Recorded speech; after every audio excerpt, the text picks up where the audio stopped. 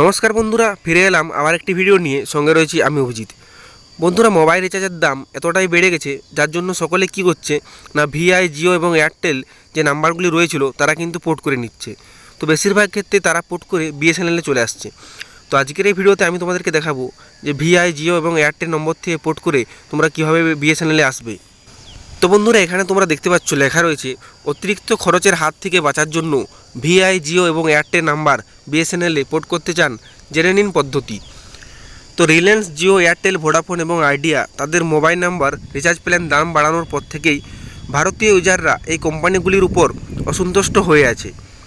এই পরিস্থিতিতে দাঁড়িয়ে ইউজাররা সস্তা এবং ভালো অপশান হিসেবে ভারত সঞ্চার নিগম লিমিটেড মানে বিএসএনএলকে বেছে নিচ্ছে।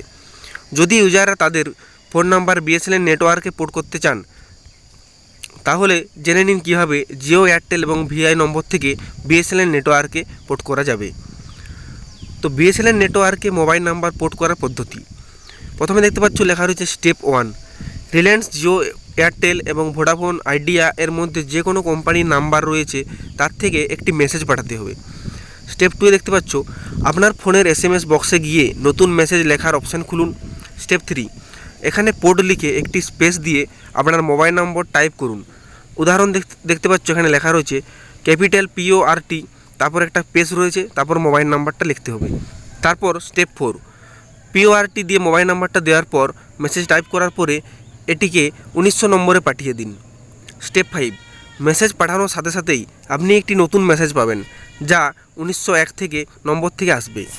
স্টেপ 6, 1901 নম্বর থেকে পাওয়া মেসেজে 8 সংখ্যার একটি ইউনিক কোড থাকবে। এটিকে ইউনিক পোর্টিং কোড অর্থাৎ UPC বলা হয়। তারপর স্টেপ 7, এই 8 সংখ্যার পোর্টিং কোডে শুরুর 2টি ইংরেজি অক্ষর থাকবে এবং বাকি 6টি সংখ্যা থাকবে।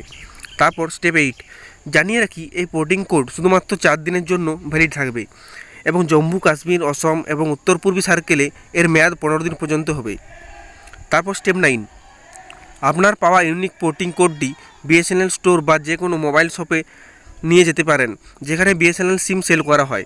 এরপর রয়েছে স্টেপ 10, স্ট্রং বিএসএনএল আউটলেটে গিয়ে অ্যাপ্লিকেশন ফর্ম ফিল আপ করতে হবে। একই সঙ্গে নতুন সিম দেওয়া হবে এবং আপনার পরিচয়পত্রও জমা দিতে হবে। কেন ইউজারদের পছন্দ হচ্ছে বিএসএনএল? একদিকে যেখানে জিও, এয়ারটেল এবং ভিআই রিচার্জ প্ল্যানগুলির দাম বাড়ানোর হয়েছে, অন্যদিকে বিএসএনএল মোবাইল প্ল্যানগুলি এই তিনটি বেসরকারি কোম্পানির তুলনায় অনেক সস্তা। দীর্ঘ ভ্যালিডিটি সহ বিএসএনএল সেরা প্ল্যানগুলি দিচ্ছে এবং ইউজাররা যদি বেশি খরচ না করে তাদের যে কোনো মোবাইল নম্বর চালু রাখতে চায়, তাহলে এর জন্য বিএসএনএল অনেকগুলি প্ল্যানের সুবিধা রয়েছে। তো বন্ধুরা, আশা করি এই ভিডিও দেখে তোমরা বুঝতে পারলে যে ইউজাররা কেন বিএসএনএলে চলে আসছে, এবং তোমাদেরও যদি ভিআই, জিও এবং এয়ারটেল নাম্বার থাকে, তোমরা যদি বিএসএনএলে আসতে চাও, তাহলে কীভাবে তোমরা পোর্ট করে বিএসএনএলে আসবে। তো যাই হোক, আজকের এই ভিডিওটা বেশি বড় না করে ভিডিওটা এখানেই শেষ করছি। ভিডিওটা ভালো লাগলে লাইক, কমেন্ট, শেয়ার করবে, আর যারা যারা চ্যানেলটিতে নতুন হয়ে আছো চ্যানেলটিকে সাবস্ক্রাইব করবে। দেখা হচ্ছে পরের ভিডিওতে।